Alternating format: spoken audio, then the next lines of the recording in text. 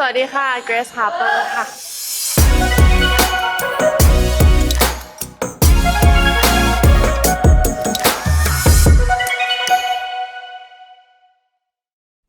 สวัสดีค่ะช่วยแนะนำตัวหน่อยค่ะเราเป็นคนเฟรนลี่ขี้เล่นชอบคุย คนอื่นชอบบอกว่าหนูเหมือน Golden Retriever แต่ตามจริงหนูคิดมาตลอดว่าตัวเองคือแมวดำจนคนอื่นมาบอกว่าไม่เธอคือ Golden หนูว่าหนูน่าจะแบบชอบเล่นอะไรอย่างเงี้ยค่ะเฟรนลี่กับทุกคนตึ๊ดไปเรื่อยหนูอาจจะตาบ้องแบลเหมือน Golden อะไรอย่างเงี้ยแล้วแบบคือ Golden เขาจะมีนิสัยแบบว่า trusting อะไรอย่างเงี้ยค่ะซึ่งหนูจะเป็นคนที่ค่อนข้างไว้ใจคนรอบตัวอะไรอย่างเงี้ย นอกจากที่เราชอบคุยแล้วในชีวิตประจำวันเราเนี่ยเราทำอาชีพอะไรมาก่อนคะ หนูเคยเป็นนักเรียนมาก่อน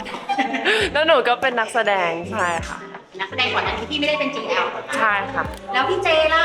บทบาทที่เรามาได้รับในซีรีส์เรื่องนี้ใช่ไหมเรารับบทเป็นใครคะ หนูได้รับบทเป็นพี่เจจิรพัฒน์ค่ะพี่เจจิรพัฒน์เนี่ยคือตามจริงเขาเป็นนักแสดงเขาแบบเป็นนักแสดงระดับเอเชียเลยอะไรอย่างเงี้ยแบบเป็นไข่มุกอัญมณีของเอเชีย ซึ่งเราก็โหนิดนึงอะไรอย่างเงี้ยค่ะใช่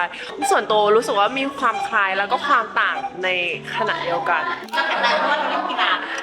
เราแข็งแรงเพราะว่าเรานอนเยอะค่ะ เรานอนวันละ8-10 ชั่วโมงนี่คือแบบเบสิกมากอะไรอย่างเงี้ยบางทีตื่นมาคือแบบว่าปวดเมื่อยร่างกายก็เลยแข็งแรงเพราะเรานอนเยอะค่ะ คล้ายก่อนอะไรที่คล้ายเราบ้าง ความขี้เล่นค่ะคล้ายพี่เจแต่ว่าพี่เจเขาจะมีความเท่กว่าอะไรอย่างเงี้ยใช่เขาจะมีความเท่แล้วเขาจะค่อนข้างอ่อนแอแต่ตัวจริงหนูแข็งแรงมีโรคประจำตัวเป็นหอบเอะอะก็หอบแล้วไม่สบายหนาวสั่นอะไรอย่างเงี้ยของเขาชอบเหมือนน่าจะป่วยการเมืองอ้อนแฟนมากกว่าใช่แต่เราแข็งแรงแต่เราชอบกินชานมไข่มุกเหมือนพี่เจเลยมีช่วงหนึ่งกินบ่อยมากกินทุกวันพี่เจเขาเป็นซูเปอร์สตาร์ระดับเอเชีย จริงเราก็เป็นได้ ใช่แต่เรายังไม่ใช่แต่เรา expect ว่า one day เราจะเป็นตรงนั้น โอเคแล้วเราเตรียมตัวไงบ้างที่เราต้องรับบทคนเท่ที่เท่มากกว่าตัวจริงของเรา โอ้โหเรา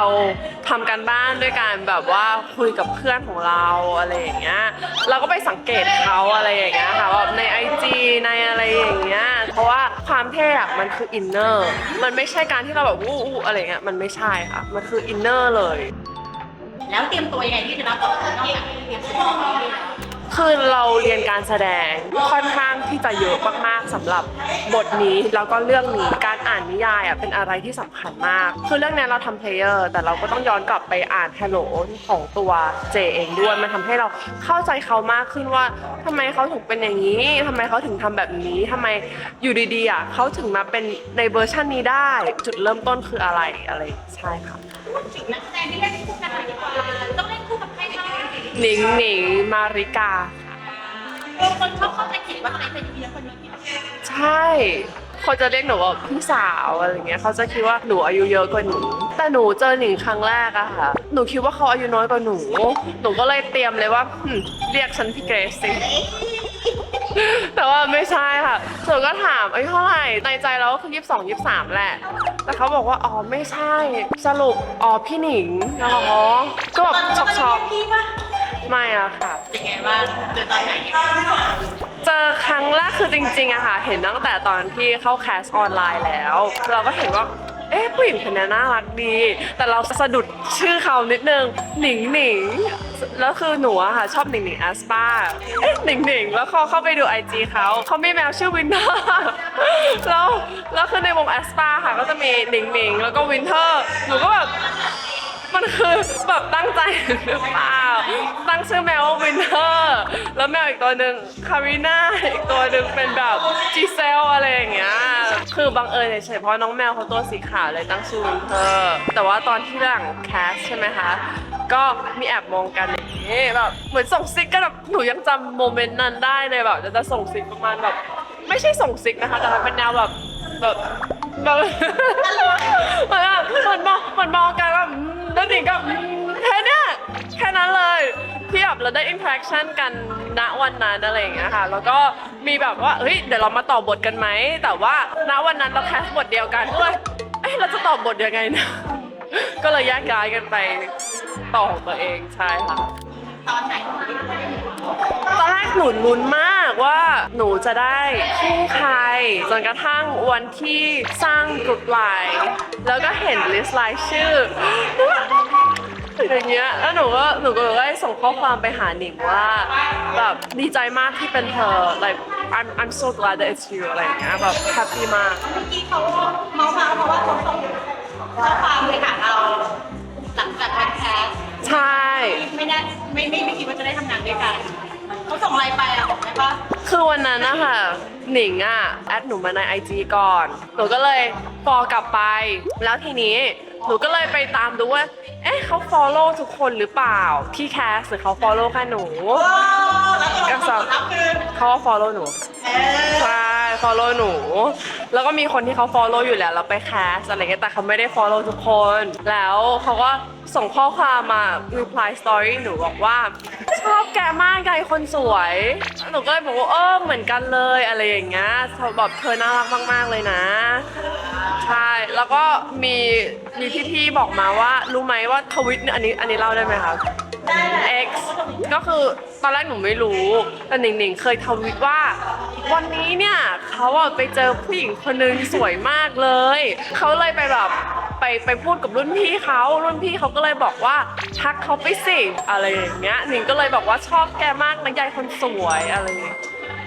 เป็นยายคนสวยอ่ะ เป็นยายคนสวย แล้วพอมาเจอตัวจริงเขาล่ะเป็นไงบ้างพอได้ทำงานด้วยกัน คือหนิงเป็นสติของ Grace Harper แล้วหนิงก็เป็นแรมให้กับ Grace Harper แล้วเราเป็นอะไรของเขาแน่ เราเป็นภาระของเขา เราเป็นผู้ที่ดี เราเป็น good energy แล้วก็แบบบูสต์ให้เขาอะไรอย่างเงี้ยค่ะเขาเป็นสติแล้วก็เป็นแรมของเรา มีครั้งหนึ่งเหมือนพี่ๆเขาถามตารางงานวันที่ 5 ว่างไหมนี่ก็แบบว่าเผื่อเป็นเรื่องสำคัญการแสดงอะไรอย่างเงี้ยก็ว่างค่ะ แล้วหนิงก็เลยพิมพ์มาว่าเธอจะว่างได้ยังไง เรามีนัดกินข้าวกันนะ ว้ายก็คือไม่ว่าง คือไม่ว่างใช่ เป็นแรมให้ เป็นแรมให้ มีเรื่องเมาเขาหน่อยนะอีกเมาเรา อันนี้ไม่รู้ว่าจะเมาเขาหรือเมาตัวเอง แต่เป็นเหตุการณ์ร่วมกันละกันมีวันหนึ่งไปกินข้าว แล้วก็ไปจอดที่ปั๊มน้ำมันเพื่อดูว่าเฮ้ยเราจะไปจอดรถที่ไหน แล้วระหว่างที่ออกอะค่ะ ก็มีรถข้างหน้าเขาเลี้ยวออก แล้วอยู่ดีๆก็มีหมาตัวเนี้ยดมกลิ่นรถดมรถอะค่ะ แล้วพอรถคันนี้ออกไปหมาตัวเนี้ยวิ่งตาม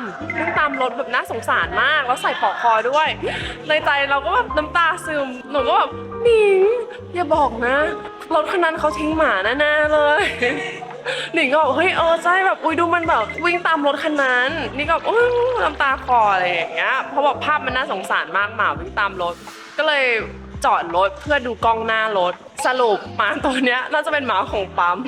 เราเดินมาจากไหนไม่รู้ แต่มาดมรถคันนี้แล้วก็วิ่งตามรถหนูไม่เข้าใจว่าจะวิ่งตามรถทำไม ก็คือมันมีการน้ำตาคลอ ใช่ก็เลยบอกว่าเอาน้ำตาสกลับคืนมาเลยอะไรอย่างเงี้ยซึ่งหนิงก็อยู่ในเหตุการณ์นี้ ในบทเนี่ยก็เป็นคู่รักที่เป็นคู่รักธรรมดาเนาะแบบนี้แบบงานอย่างเงี้ยยากไหม ไม่ยากค่ะ ตามจริงเกรซกับหนิงอะค่อนข้างที่จะสนิทแล้วก็เปิดใจตั้งแต่ครั้งแรก2 ครั้งแรกที่เราเจอกันเลยเราก็แชร์ความคิดเห็นของกันและกัน ก็เลยค่อนข้างเข้าใจซึ่งกันและกันหนิงเข้าใจเกรซเข้าใจหนิงใช่ค่ะ เกรซมีความตั้งใจที่อยากจะเข้าคน มากค่ะ GL ใช่ อยากเล่น GL ใช่ค่ะ เพราะว่าอะไรอ่ะ คือหนูชอบ purpose แล้วก็ vision ของ GL มากๆ ก็เลยรู้สึกว่าอยากมีส่วนร่วมกับ GL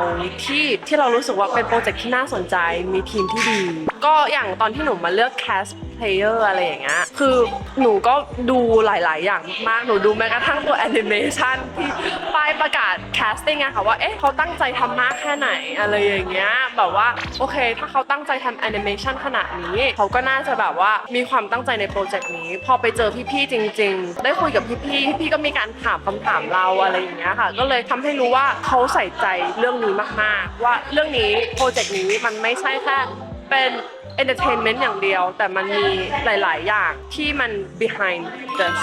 ได้เข้ามาอยู่ตรงนี้แล้วความรู้สึกนะเป็นยังไง ดีใจค่ะเหมือนความรู้สึกที่เรา ได้มาอยู่ตรงเนี้ยมันคือแบบ finally ไม่มีความกังวลอะไร แล้วก็พร้อมที่จะสู้กับ challenges ที่จะเจอในอนาคตขอฝากเรื่อง player ไม่อาจห้ามรักนะคะ เพราะว่ามันเป็นหนังสือที่สนุกมาก แล้วพอออกมาทำเป็นซีรีส์มันก็ยิ่งมีเขาเรียกเสน่ห์มากยิ่งขึ้นอะไรอย่างเงี้ยค่ะ ก็อยากจะฝากทุกคนติดตามด้วย ทุกคนจะได้เห็นเสน่ห์ของพวกเรา4คนที่แตกต่างกันไป ก็ฝากติดตามพวกเราทั้ง4คนด้วยนะคะ